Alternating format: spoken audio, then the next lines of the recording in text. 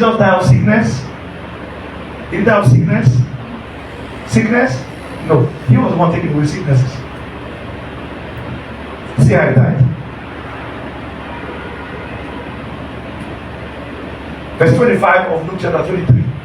And he released unto them. And he released unto them him that for sedition and murder was cast into prison, whom they had desired, but he delivered Jesus to their will. Pilate brought out two people. He said, look at Jesus, the king of the Jews. Should I release him to you? They said, no, crucify him. He said, look at this man called Barnabas. He was a thief. He even killed people. They said, give us a thief. Give us criminal. Kill that man. They chose a criminal instead of Jesus. Verse 26. And as they led him away, he laid hold upon one Simon, a Cyrenian, coming out of the country. And on him they laid the cross, that he might bear it after Jesus. So there was a black man named Simon from Cyrene. He was the one that the soldiers forced to help Jesus carry his cross.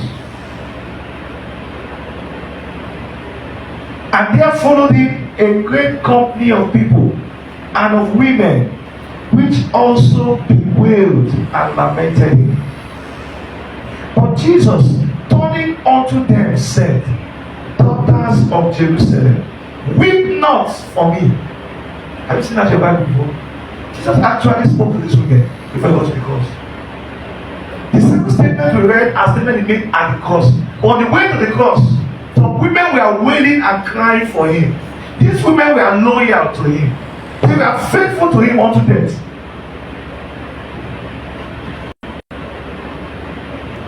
He saw the way they were weeping. He had to answer them.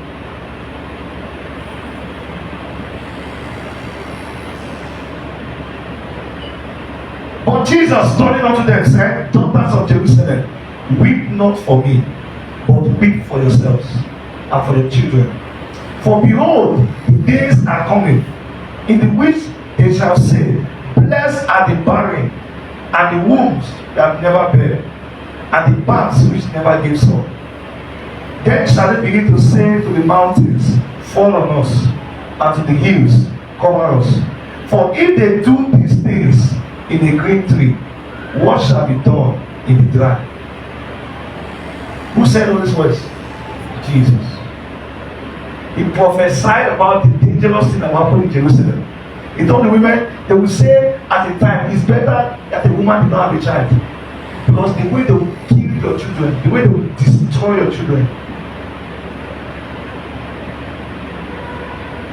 will very deadly.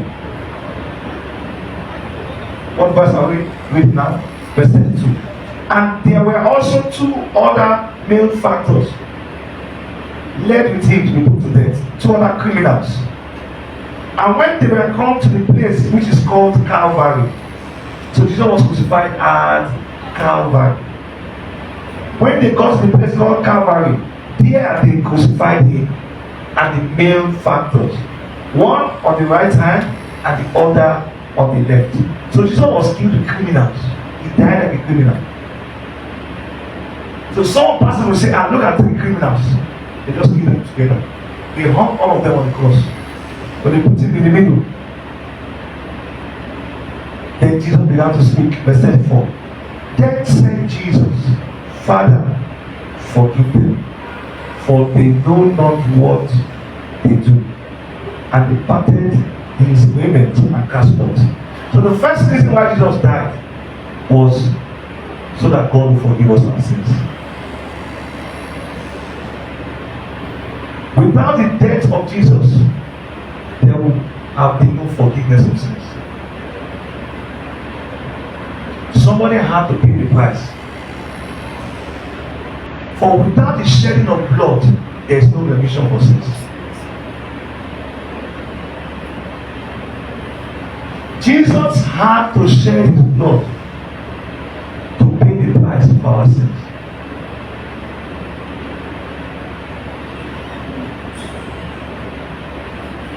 The forgiveness of all the sins that mankind would ever sin, he paid for it.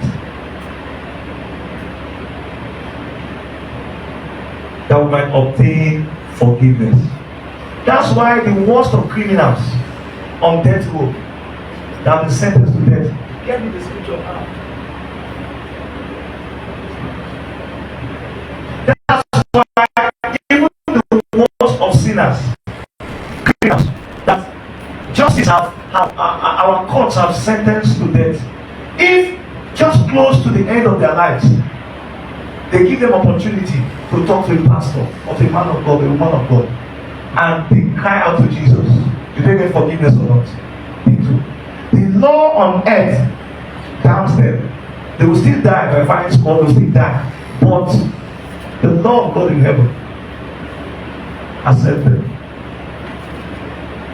So, first reason Jesus died is for the forgiveness of our sins.